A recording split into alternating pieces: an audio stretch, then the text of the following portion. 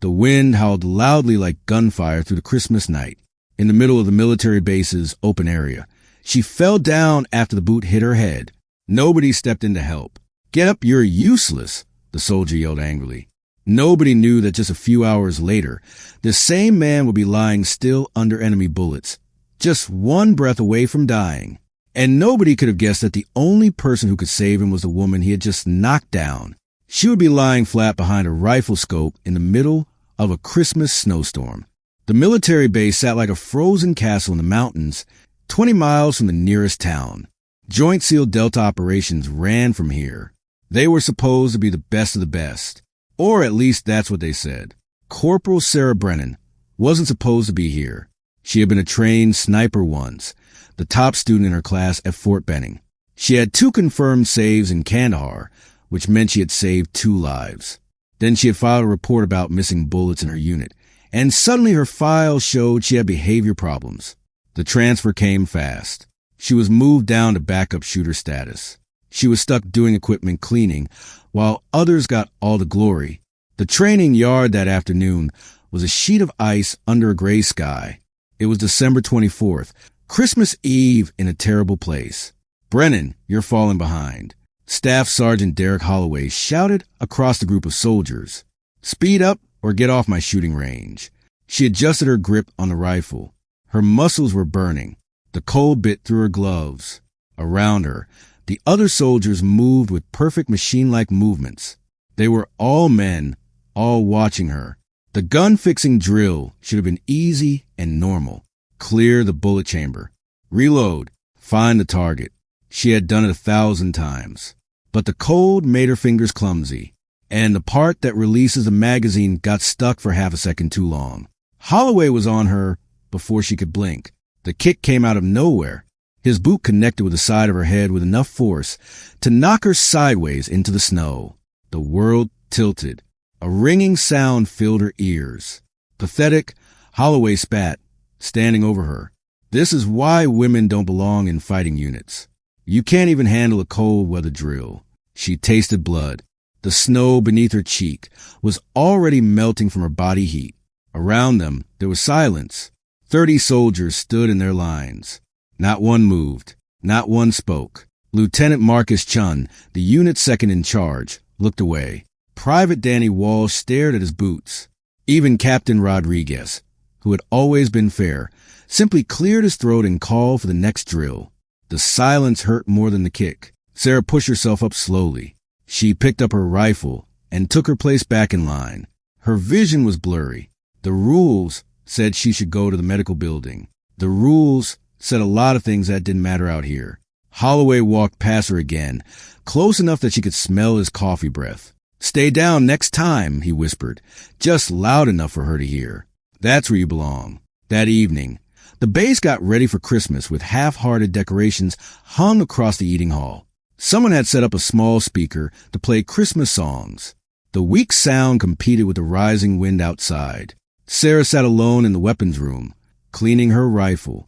It was the M110 semi-automatic sniper system, her weapon, even if they didn't let her use it anymore. Her hands moved through the familiar steps. Take apart, clean, oil, put back together. It was like meditation through working with machines. The bruise on the side of her head had turned dark purple. She told the medic she had slipped on ice. He nodded, made a note, and didn't ask questions. Through the concrete walls, she could barely hear Silent Night playing. Silent Night, Holy Night, all is calm, all is bright. She understood how strange and sad that was. She ran her thumb along the rifle's barrel, feeling the precise craftsmanship under her skin. This weapon could reach out to 800 meters and put a bullet within an inch of its target. It was consistent and reliable, unlike people. "You're still here?" It was Walsh poking his head through the weapons room door. He was a young kid, maybe 22, and still had that eager new soldier shine to him. "Finishing maintenance," Sarah replied without looking up. "It's Christmas Eve. Even Holloway is at the party. Good for him." Walsh paused. "Look, what happened today? That wasn't right. I didn't see you stop it." He flinched. "I know. I should have. I'm sorry." Sarah finally looked at him. His face was honest and guilty. He meant it. "Forget it, Walsh. Go to your party. After he left, she sat in the silence for another hour. The weight of her rifle felt familiar in her hands. Outside, the wind picked up, shaking the weapons room's metal roof. The weather report had called for a blizzard, the worst storm of the season, moving in fast. Somewhere in the mountains, people were about to have a very bad Christmas. And somewhere in the back of her mind, a question formed. It was one she had been avoiding for months. Was there any place left for her in this world? Sarah Brennan hadn't always been the quiet type. Back at Fort Benning, she had been the one cracking jokes during night training. She kept spirits up when instructors pushed them past their limits. Her shooting scores had been exceptional, not just for a woman, but exceptional, period. The shooting range boss had written in her file, natural talent combined with hard work, future team leader material. That was before she had noticed the bullet counts didn't match the records, before she had mentioned it to her commanding officer, before he had told her to stop looking for problems where none exist, before she had gone over his head to report it anyway. The investigation had cleared everyone. Somehow, her report got labeled as false accusations caused by personal fights. Her next review dropped from excellent to satisfactory with concerns. The sniper team job she had been promised went to someone else. The transfer to the Joint SEAL Delta unit was supposed to be a fresh start. Instead, it felt like being sent away as punishment. Now, alone in her room after leaving the weapons building, Sarah sat on her bed and studied the photograph she kept hidden in her gear. It was her grandfather, Master Sergeant William Brennan, in his fancy uniform from 1968. He had been a sniper in Vietnam. He had done 4 tours of duty. He had 17 confirmed saved shots, which meant he had pulled 17 men from the edge of death. You don't measure a shooter by the enemies they kill, he had told her when she was 12, letting her hold his old service rifle. You measure them by the lives they protect. Every shot is a choice. She touched the bruise on her head and winced. What would he think of her now? Sitting in the dark, nursing injuries, doing nothing. The wind outside had reached a howl. Through her window, she could see the snow falling sideways. It was already piling up in drifts against the compound walls. The blizzard was here. Her radio crackled. All personnel, this is command. Weather alert is now active. Winds at 45 knots and rising. All non-important movement is limited to inside hallways. Confirmed by unit. Sarah keyed her handset. Weapons room secure. Brennan confirming. Copy that, Brennan. Get some rest. Merry Christmas. You too, sir. She lay back on her bed, still fully dressed, knowing sleep wouldn't come. Outside, the storm rattled the walls like something trying to get in. The base's power generators hummed their constant sound beneath the wind. Her mind drifted to the question that had been eating at her for months. Should she ask for a transfer? Leave the military entirely? She was 28. She could start over somewhere. Be someone other than the woman who couldn't keep her mouth shut. The woman who couldn't just go along. The woman who took a boot to the head and didn't fight back. Her phone buzzed. A text from her sister back in Ohio. Merry Christmas, sis. Miss you. Mom made your favorite cookies. Wish you were here. Sarah stared at the message. In another life, she would be home right now. Warm kitchen. Family around the table. Normal problems, like whether the turkey was too dry or if Uncle Jim would argue about politics again. Instead, she was in a frozen concrete box, 12 time zones away, wondering if she had wasted 6 years of her life. She typed back, miss you too. Say hi to Mom. Home soon. The lie felt necessary. Outside, the blizzard got stronger, and somewhere in the mountains beyond the fence, things were about to go very wrong. The alarm broke through the night. At 9:47 p.m., Sarah was still awake when the sirens went off. 3 sharp blasts that meant one thing. Get ready to go right now. She was geared up and in the meeting room in 4 minutes flat. Captain Rodriguez stood at the front, his face serious in the harsh white light. Behind him, a map of the mountains glowed on the screen. Listen up. We've got a situation. Rodriguez's voice cut through the whispers. Scout Team Charlie went silent 40 minutes ago. Their last message said they've been found by enemies. We have their GPS location, but it's bad. They're trapped in a valley with enemies closing in. The room went silent. Sir, Lieutenant Chin spoke up In this weather? I know, but there are people, and they're running out of time. The storm is only getting worse. If we don't go now, we won't be able to reach them at all.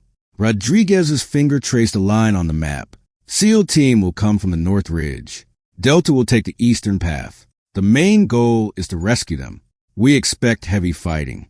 Sarah stood at the back of the room, arms crossed. She wasn't part of either team anymore. She was just here because all personnel had been called. Staff Sergeant Holloway will lead the Delta group, Rodriguez continued. Holloway stepped forward, all business now. The casual meanness from earlier was replaced with focused energy. We move fast and light. Weather's going to be brutal. Visibility near zero. Stay close. Watch your areas. And for goodness sake, don't get separated. The meeting continued with technical details. Approach paths, communication rules, rescue timing. Sarah listened, her mind automatically noting the tactical problems. The valley was a death trap in good weather. In a blizzard, it was suicide. Brennan, she looked up. Rodriguez was watching her. You'll stay at the operations center. Watch the communications. Work with air support if the weather clears. Stay behind. Of course. Yes, sir. Questions? Rodriguez looked around the room. None? Then gear up. We leave in 20 minutes. The room emptied in organized chaos. Sarah watched them go. She watched Holloway strap on his tactical vest, check his rifle, exchange quiet words with his team. She watched Walsh and Chun and Rodriguez. She watched men going into the storm to save their own. She turned toward the operations center, then stopped. Something felt wrong. The weather was worse than they were admitting. The land was impossible. And the rescue team was about to walk into a tactical nightmare with limited visibility and no backup options. She made a decision. The operations center hummed with tense energy. Banks of screens showed drone camera feeds, or tried to. The blizzard was messing with the flying cameras. Their screens showed nothing but white static, broken by occasional quick views of the ground. Sarah sat at the communications desk, headset on, listening to the team's progress. Delta 1, this is base. Confirm your position. Holloway's voice came through, crackling with interference. Position is Echo 7-9er. Visibility less than 10 meters. Moving to waypoint 1. The signal cut out. Came back. Heavy fighting expected. SEAL Element, what's your status? SEAL 1 copies. Where? Lieutenant Chen's voice disappeared into static. Sarah adjusted the radio settings, trying to clean up the signal. On the screen, the drone feed showed nothing but swirling white. The heat-sensing camera was useless. The temperature difference was too small in the storm. All elements, this is base. Your signals are breaking up. Repeat, signals getting worse. Copy base. Moving to target. This was bad. The teams were operating basically blind, and their communication was falling apart. She pulled up the map, studying the approach paths. If they were where they should be, they would be entering the valley now. The valley where Scout Team Charlie was trapped. The valley that was a natural trap. The valley that was perfect for an ambush. Sarah's hands moved across the keyboard, pulling up every piece of information they had on the area. Enemy locations, possible approach paths, known enemy abilities. Her mind was racing. Something about this didn't make sense. Scout Team Charlie was too good to get trapped unless... Base! This is Delta 1. Holloway's voice exploded through the speakers, no longer controlled. Contact! We have contact! Multiple enemies. East and south positions. We're taking fire. Sarah's fingers flew across the keyboard. Delta 1, describe your position. We're in the... Explosion sounds. Caught in a crossfire. They knew we were coming. It's a trap. On another channel, Chen's voice. SEAL 1 engaging. We're trapped. We need. The communications broke into chaos. Multiple voices overlapping, all urgent. Sarah's training kicked in. She began organizing responses, calling for help, trying to get a clear picture. But the picture was already clear. The rescue teams had walked into a trap. All elements. This is base. Pull back. Repeat. Pull back now. Negative. That was Holloway, shouting over gunfire. Charlie team is 50 meters ahead. We can reach them. Staff Sergeant, you are surrounded. You need to... Johnson's down. Man down. We need covering fire. Sarah's hands gripped the desk edge. On the screen, the drone feed flickered, catching a brief heat image through the snow. Heat signatures scattered across the valley floor. Too many of them. The rescue teams were outnumbered and outmaneuvered. Delta 3 is hit. We're losing our formation. SEAL 2, fall back to meeting point. Can't reach them. There's too many. Then Holloway's voice strained. This is Delta 1, separated from main group, taking heavy fire. Position is compromised. Need immediate. Static. Delta 1 respond. Nothing. Sarah switched radio settings frantically. Any Delta element. This is base. What is Staff Sergeant Holloway's position? Base, this is Delta 2. A different voice, breathing hard. We lost sight of Holloway. Last position was grid Echo 7-7. He's cut off. She pulled up the grid location. Holloway was alone in a low area, about 300 meters from the rest of his team, with enemies between them. In this weather, with zero visibility, his team had no way to reach him. He was alone. Sarah stared at the screen, at the white snow that hid everything. Somewhere out there, the man who had kicked her in the head was trapped and running out of options. And she was the only person who could see the battlefield, the only person who might be able to do something about it. Sarah pulled up the wide-angle drone feed, squinting at the ghostly heat images.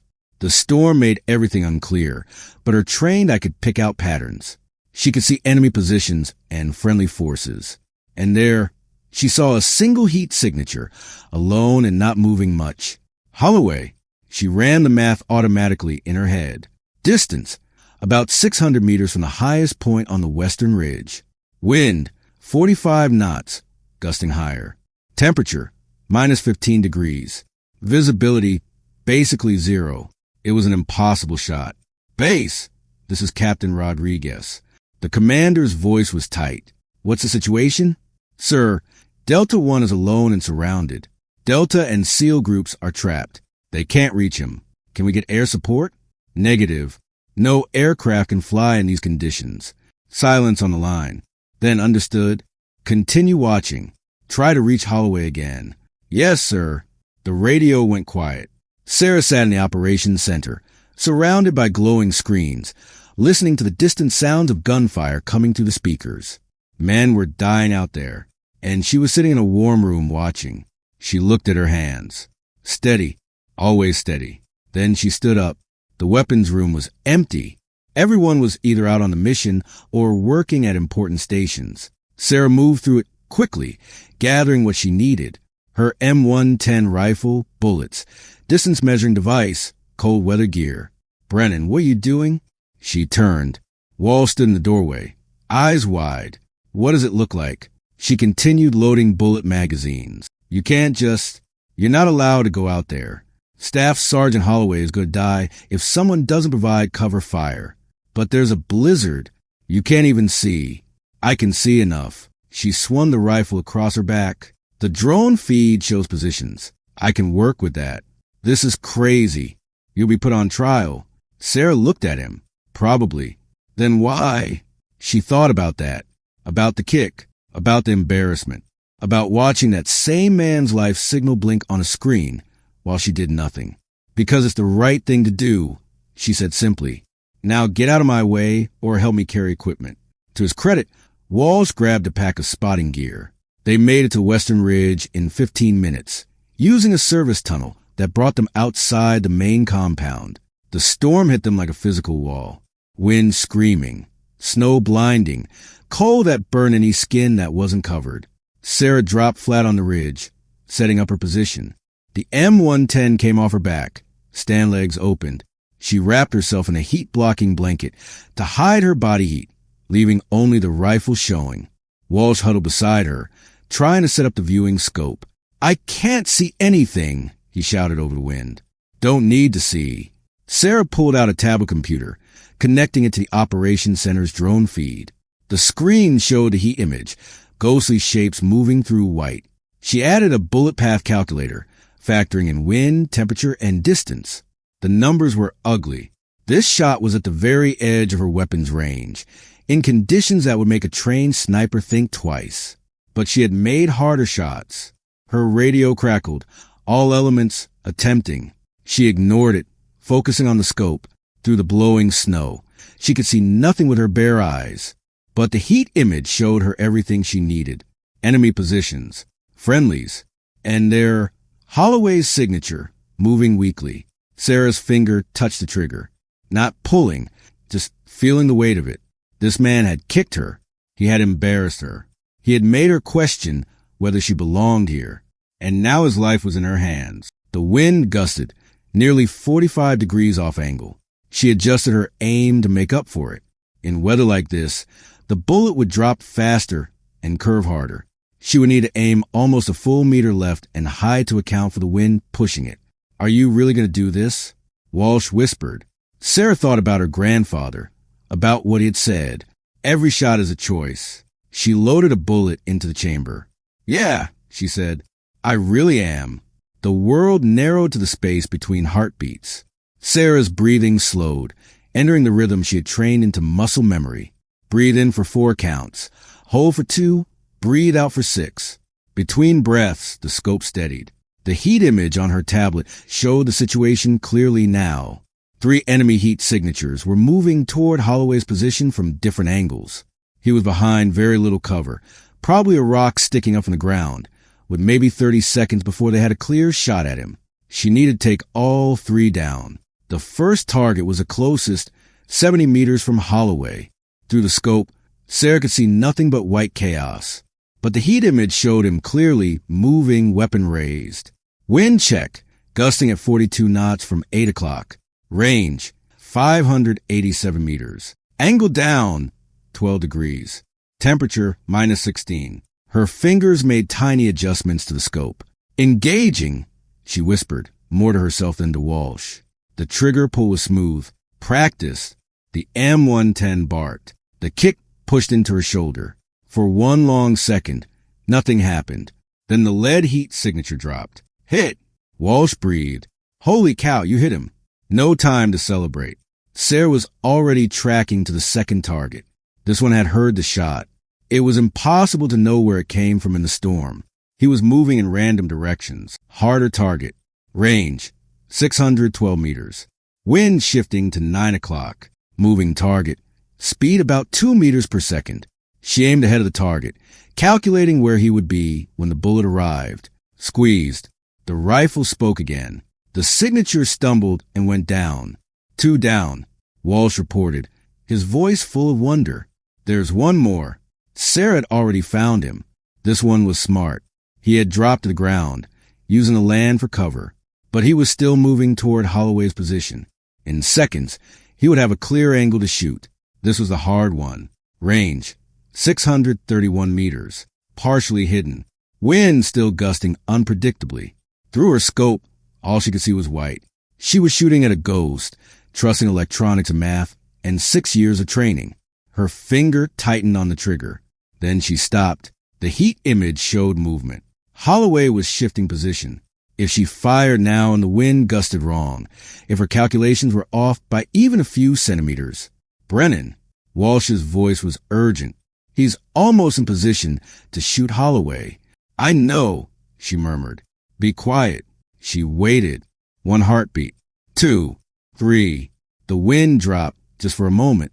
A pause in the storm. Sarah fired.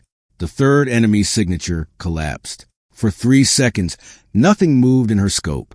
Then Holloway's heat image lurched forward, moving away from the ambush point. "Delta 1, this is Delta 2. The radio erupted. We heard shots. What's your status?" Holloway's voice gasping. I'm clear. Enemies down. I don't know. Someone's providing cover fire." "Say again." "I said someone just saved my life. 3 targets down. I don't know who." Sarah was already tracking across the battlefield. The SEAL group was still trapped by at least 4 enemies in a higher position. The angle was bad from her location, but not impossible. She keyed her radio. "SEAL 1, this is Overwatch. I can see your targets. Hold position." A pause. Then Chen's voice. "Overwatch? Who is this?" "Doesn't matter. I'm tracking 4 enemies at your 12 o'clock, higher position. Stand by." She didn't wait for permission. The first target was cleanest, fully showing while firing at the SEAL position. She put a bullet through him before he knew the shot was coming. The remaining 3 scattered, looking for cover. But Sarah could see them all on the heat image. Shot. Hit. 1 down. Adjust. Make up for the wind shift. Shot. Hit. 2 down. The last enemy made a run for it, sprinting through the storm. Sarah tracked him smoothly, aimed ahead of the target, fired. He went down 20 meters from cover. Targets eliminated, she reported, her voice steady. SEAL element, you're clear to move. Holy! Chen's voice was full of disbelief. Overwatch, I don't know who you are, but thank you. She didn't respond. She was already scanning for new threats. Walsh was staring at her, his face pale even in the darkness. That was 7 shots. 7 hits. 8, Sarah corrected, spotting another heat signature trying to sneak around the Delta position. She put him down with her next bullet. 8 hits, in a blizzard, at 600 meters, with 40-knot winds. She shrugged, already looking for the next target. Winds are only 35 now. Storm's weakening. Brennan? I don't even have words. Neither did she. Her hands were steady on the rifle. Her breathing was controlled. Her mind was clear. For the first time in months, she felt like herself again. This was what she was made for. The radio crackled. All elements, this is Delta 1. I'm rejoining my team. Whoever Overwatch is, I owe you my life. Sarah's finger rested against the trigger guard. Down in the valley, she could see Holloway's heat signature moving, linking back up with his unit. Alive because of her. The man who had kicked her in the head was alive because she had chosen to save him. Her grandfather's words echoed in her mind. Every shot is a choice. Overwatch, this is command. Captain Rodriguez. Identify yourself. Sarah keyed her radio. This is Corporal Sarah Brennan. Sir. I'm on the Western Ridge providing sniper support. Silence on the line. Then, Brennan, you were ordered to remain at the operations center. Yes, sir. I disobeyed that order. I see. Another pause. How many confirmed hits? 8, sir. All targets down. Sweet Jesus, someone muttered on the open channel. Rodriguez's voice came back, carefully showing no emotion. Stand by, Corporal. We'll discuss this when the teams return to base. Yes, sir. The rescue operation continued for another hour. Sarah maintained her position, providing cover as the teams rescued Scout Team Charlie and pulled back from a valley. 3 more times she fired, and 3 more times enemy signatures dropped. 11 shots. 11 hits. In conditions that would be written up in training guides as impossible to shoot in. By the time the last team cleared the valley, the storm was beginning to break. Thin moonlight came through the clouds, lighting up the snow-covered landscape. Sarah could finally see with her bare eyes what she had been shooting at. The ridge, the valley, the distance that would have made most shooters shake their heads and walk away. She had done it anyway. Walsh helped her pack up the gear, moving in stunned silence. As they walked back toward the base, he finally spoke. They're going to put you on trial. Probably, Sarah agreed. Was it worth it? She thought about that. About 11 men who were still alive. About Holloway, who would go home someday to people who loved him. About the choice she had made. Yeah, she said. It was worth it. The Christmas blizzard howled one last time and then began to fade, leaving the mountains silent and white under a clearing sky. The base was chaos when they returned. Medics rushed to treat the wounded. Teams talked urgently in clusters. Someone had started making coffee in huge amounts. The eating hall, decorated for a Christmas party that now felt like it happened in another lifetime, had been turned into a medical center. Sarah slipped through the confusion, trying to make it back to her room, without being noticed. It didn't work. Brennan, hold up. Captain Rodriguez stood in the hallway, his expression impossible to read.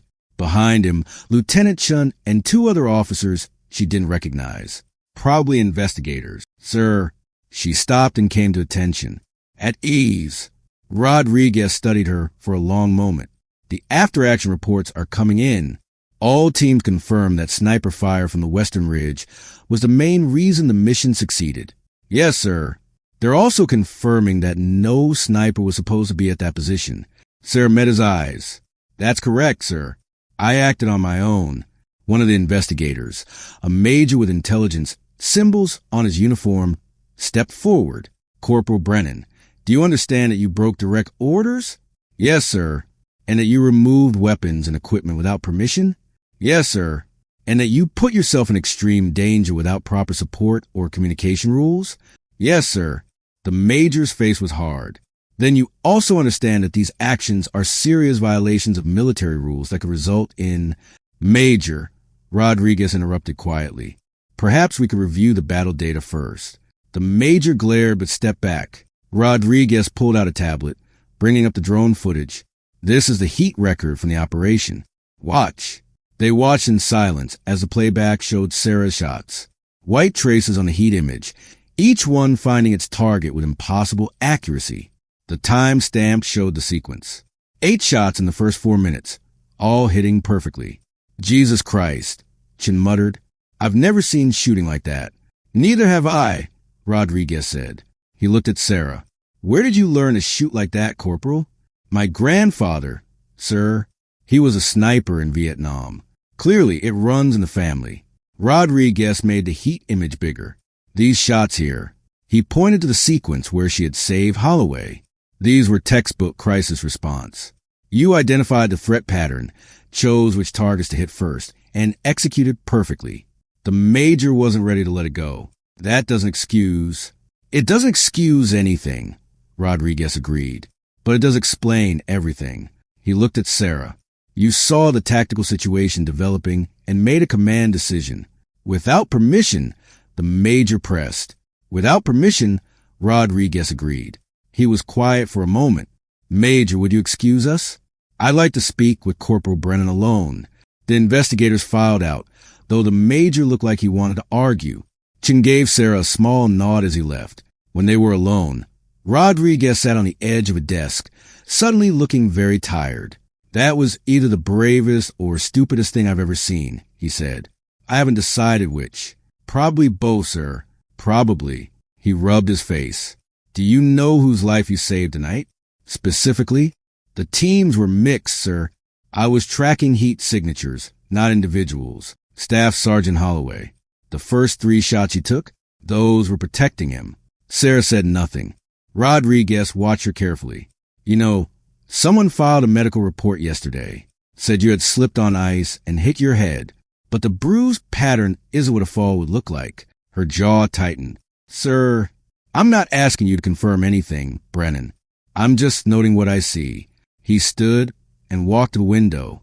Outside, the last of the blizzard was clearing. You could have let him die. You were under no duty to act. In fact, you were under clear orders not to. I'm aware, sir. So why did you... Sarah thought about her grandfather, about the photograph, about what being a soldier meant beyond following orders. Because it was the right thing to do, sir. Because we don't leave our own behind. Not even the ones who... She trailed off. The ones who what?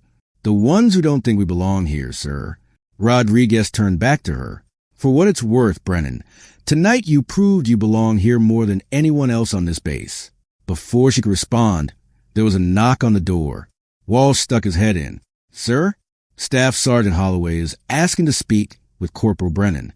Sarah's stomach dropped. Rodriguez looked between them. Send him in. Holloway entered, still in his combat gear, face worn out with tiredness and stress. His eyes found Sarah, and something complicated passed across his expression. Sir, could I have a moment with Corporal Brennan? Rodriguez nodded. I'll be right outside. He paused at the door. Play nice, Staff Sergeant. When they were alone, the silence stretched out like wire. Holloway stood there. This man who had kicked her less than 24 hours ago, who had called her worthless, who had made her question everything. Finally, he spoke, his voice rough. They told me it was you, that you were Overwatch. Yes, those first 3 shots. Those were for me. Yes. He looked down at his hands. They were shaking slightly. I was dead. I had maybe 30 seconds left. I had already started thinking about my family, about my daughter, about how it was going to end. Sarah waited, and then they just dropped, all 3 of them.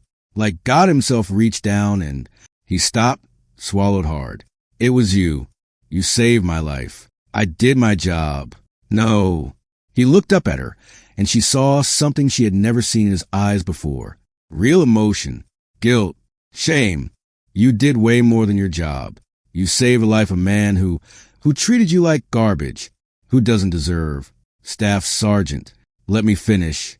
He took a breath. What I did yesterday, that kick, what I said, there's no excuse for it. None. I was angry about other things, and I took it out on you. And that's not who I want to be. Okay. Sarah looked at him, really looked at him. She saw a career soldier, probably 20 years in, carrying whatever demons he carried. She saw the tiredness, the stress, the weight of command. She saw a human being who had made a terrible mistake. What do you want me to say? She asked quietly. That I forgive you? That what you did was acceptable. It wasn't. It was wrong and cruel, and you know it. I know, but I didn't pull that trigger tonight for you. I did it because those men in the valley, all of them, deserve to go home. Because that's what snipers do. We protect life. She paused. My grandfather taught me that. Holloway nodded slowly.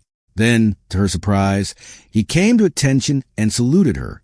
Thank you, Corporal, for my life and for being a better soldier than I've been. Sarah returned the salute. After he left, she sat alone in the empty room, listening to the base come back to life around her. Through the window, she could see the first hint of dawn touching the mountains. Christmas morning, arriving quiet and cold. She had saved 11 lives tonight. And maybe, just maybe, she had saved something of herself, too. The formal investigation began 2 days later. Sarah sat in a conference room across from a panel of 3 officers. Major Patricia Owens from the legal office, Lieutenant Colonel James Hartley from intelligence, and Captain Rodriguez representing the unit command. The recorder was running. The atmosphere was formal and cold. Corporal Brennan, Major Owens began, you have given up your right to a lawyer. Do you understand the charges being reviewed? Yes, ma'am. Disobeying direct orders, taking weapons without permission, conducting combat operations without approval, and putting military equipment at risk. And how do you plead to these charges? Guilty, ma'am. To all counts. The recorder captured the silence that followed. Colonel Hartley leaned forward. You understand that these are trial offenses? Yes, sir. Yet you're offering no defense? No special circumstances. Sarah met his eyes. Sir, I did what I did knowing it broke orders. I can explain my thinking, but I can't deny the facts. Rodriguez spoke up. For the record, Corporal, your actions resulted in 11 confirmed enemy kills and 0 friendly deaths. The rescue mission would have failed without you. That's not relevant to charges, Captain. Major Owens said sharply. Isn't it? We're discussing whether Corporal Brennan's actions are criminal misconduct or exceptional service under extreme circumstances. We're discussing whether a corporal can simply ignore the chain of command whenever she feels like it. That's not what happened. A knock interrupted them. A private entered, looking nervous. Sir, ma'am, excuse me. Staff Sergeant Holloway is outside. He's requesting permission to speak. The panel exchanged glances. We haven't called for witnesses yet, Owen said. He says it's urgent, ma'am. Rodriguez nodded. Send him in. Holloway entered in his dress uniform, his face set with determination. He came to attention before the panel. Staff Sergeant Derek Holloway reporting. Sir, ma'am. At ease, Staff Sergeant. Colonel Hartley gestured to a chair. You have testimony relevant to this investigation? Yes, sir. I want to confess to assault. The room went very still. I beg your pardon? Major Owens' voice was sharp. Holloway didn't look at Sarah. He kept his eyes on the panel. 2 days before the mission, during training exercises, I physically assaulted Corporal Brennan. I kicked her in the head during a drill. Multiple witnesses saw it happen. It was unprovoked, unjustified, and a clear violation of military law. Staff Sergeant Rodriguez started. I'm not finished, sir. Holloway's voice was steady now, resolved. That same night, Corporal Brennan had every reason to hate me, every reason to want me dead. When I was trapped in that valley, she could have done nothing. She could have let the situation play out naturally. No one would have questioned it. He finally looked at Sarah. Instead, she saved my life. And not just mine. She saved 11 men total, including members of both teams. She did this knowing she would face exactly this kind of investigation, knowing she would likely be put on trial. Major Owens's expression was unreadable. Your point, Staff Sergeant? My point, ma'am, is that while you're sitting here debating whether to punish Corporal Brennan for disobeying orders, you should also be investigating me for assault. And you should be asking yourself why a corporal felt the need to break orders in the first place. He paused. It's because she's the best sniper in this unit, and we've been wasting her talent doing equipment cleaning. That's quite an admission, Colonel Hartley said. Yes, sir. I accept full responsibility for my actions. I'm prepared to face whatever consequences are right. The panel whispered to each other. Sarah sat without moving, processing what had just happened. Holloway had just destroyed his own career to defend hers. Finally, Major Owens spoke. Staff Sergeant, we'll need a full written statement. You're dismissed for now, but stay available. Yes, ma'am. He stood, saluted, and left without looking back. After he was gone, the panel turned back to Sarah. Corporal Brennan, Colonel Hartley said, did Staff Sergeant Holloway assault you as described? Sarah thought about lying, about protecting him the way he had just tried to protect her. But she had already made her choice about truth. Yes, sir. He did. And you didn't report it? No, sir. Why not? Because I didn't think anyone would care, sir. Because it seemed easier to just take it and move on. Rodriguez's face darkened. Corporal, if I had known. You weren't there, sir. No one stopped it. I got the message loud and clear about where I stood in this unit. The room fell silent again. Major Owens wrote something in her notes, her expression troubled. This investigation has just gotten considerably more complicated, she said. We're going to need to question multiple witnesses about the training incident. In the meantime, both you and Staff Sergeant Holloway are restricted to base until this is resolved. Understood, ma'am. However, Owens looked at her colleagues, then back to Sarah. Off the record, what you did out there was extraordinary. The kind of shooting that gets written up in training guides. And the fact that you did it for someone who had assaulted you, she shook her head. That's character that can't be taught. Thank you, ma'am. Don't thank me yet. You're still facing serious charges. The investigation took 6 weeks. During that time, Sarah was restricted to base but allowed to continue her duties. The story of the Christmas blizzard, as it was now being called, spread through the special operations community. Shooters from other units asked to see the heat footage. Training instructors requested permission to use the battle as a teaching example. Sarah tried to ignore it all, focusing on her daily routines. Clean weapons, maintain equipment, train when allowed. The fame made her uncomfortable. Holloway's situation was worse. The assault investigation expanded, revealing a pattern of aggressive behavior towards soldiers under him. Multiple soldiers came forward with complaints. His career was effectively over. They didn't speak. When they crossed paths in the hallways, they nodded and moved on. What was there to say? On a cold morning in late January, Sarah was called to Colonel Hartley's office. She arrived to find not just Hartley, but also Rodriguez and a full colonel she didn't recognize. A woman with intelligent symbols and eyes that missed nothing. Corporal Brennan, this is Colonel Elizabeth Marsh. Hartley said. She's here from JSOC headquarters. JSOC, Joint Special Operations Command. Sarah's heart rate picked up. Colonel Marsh gestured to the chair. Sit, Corporal. This won't take long. Sarah sat stiffly at attention. The investigation into your actions on Christmas Eve has concluded, Marsh said. The findings are interesting. Technically, you violated multiple rules. Practically, you carried out one of the most successful solo sniper operations in recent military history. Yes, ma'am. The legal recommendation is for administrative punishment, reduction in rank, formal warning, reassignment. Marsh pulled out a folder. However, I've reviewed your complete file, your performance at Fort Benning, your previous deployments, the ammunition problem you reported that got you transferred here. Sarah kept her face blank. That investigation was reopened, by the way. Marsh continued. Turns out you were right. There was organized theft happening. Your former commanding officer is now under investigation for fraud. I didn't know that, ma'am. No, you wouldn't. It was kept quiet. Marsh closed the folder. Your file tells a story, Corporal. A story of an exceptional soldier who was punished for doing the right thing. Repeatedly. and who continued to do the right thing anyway. Sarah didn't know what to say to that. Rodriguez spoke up. Colonel Marsh has made a recommendation to JSOC regarding your status.